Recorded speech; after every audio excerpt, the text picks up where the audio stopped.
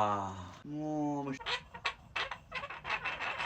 Bună seara, clan, și ce faceți? Astăzi, bineînțeles, venim cu noua unboxing. De unde? De pe www.sweetskendamas.ro. Pentru că au apărut noile kendame Turbo Shape, eu mi-am comandat Ruby. Pentru că, de ce nu, îmi place, e roșie. Haideți să vedem ce ne-a venit în coletă. Wow! Bă, sunteți nebuni cum arată. Oh, wow!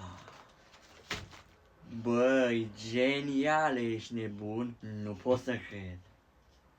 Mamă, ce pronunțată-i ring solo și handle solo. Haideți că vă arăt și vouă. Exact așa arată Ruby de la Sweetskendamas. Ce ziceți? Și pe lângă asta, cei de la depozitul Kendama mi-au mai trimis și un rolling pin. Hai să începem cu ăsta. Dacă tot l-am primit cadou, Sweetskendamas România, depozitul Kendama, vă mulțumesc enorm. Nu mă așteptam să primesc ceva în plus, pe lângă ce mi-a comandat. Sincer să vă spun că ăsta nu m-a ajutat niciodată. Eu nu știu cum se joacă, sunteți nebuni? N-ai cum așa ceva. Nu pot să cred. Și cu ăsta cum se joacă? Efectiv. Bă, sunteți nebuni? Ce top e Olimpionul ăsta? Încă o dată mulțumesc depozitul Kendama și Sweetskendamas România. Vedeți că e top jucăria asta. Dar videoclipul acesta este pentru altceva. Pentru acest Ruby. Uitați ce bine arată. O să dau și eu un close-up imediat.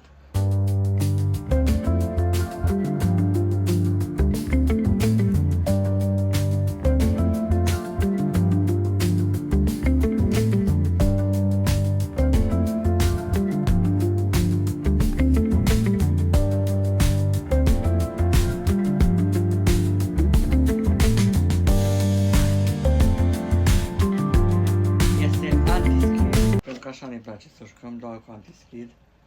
Mamă, ce bine se simte tama. În cutie regăsim și... În cutie mai regăsim stickere și extra string-ul, tool-ul. Hai să vedem și Kendama propriu-zisă. Din câte observ la prima vedere, este cupă mare, cupă mică, mai avem cupele egale.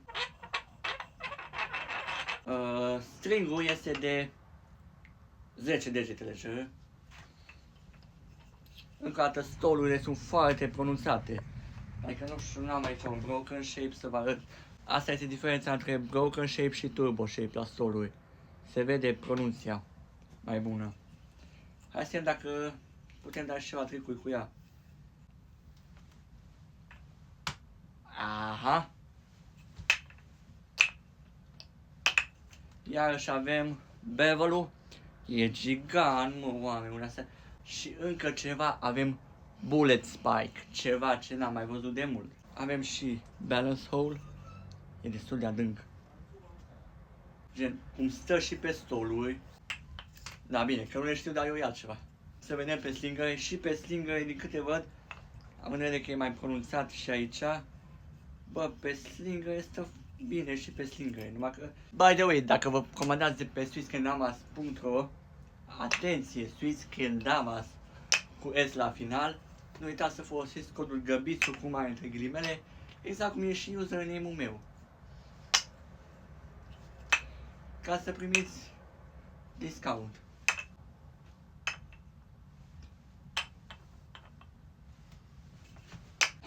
Acum am văzut, ai aici gravat Ruby un diamant, bineînțeles logo-ul Swiss, dar balance hole-ul ăsta așa de adânc este ceva formidabil.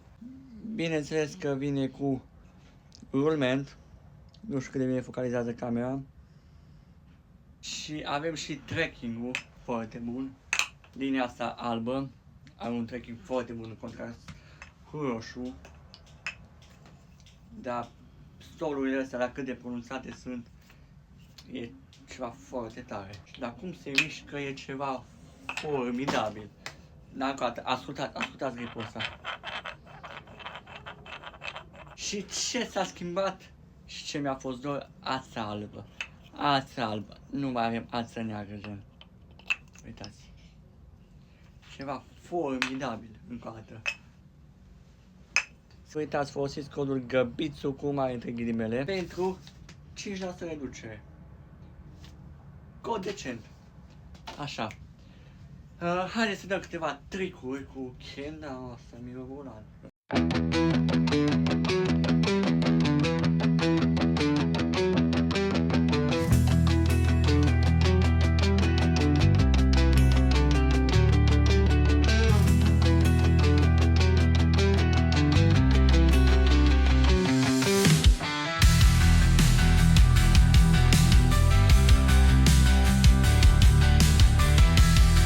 Băi, cam atât a fost cu acest episod, cu acest unboxing.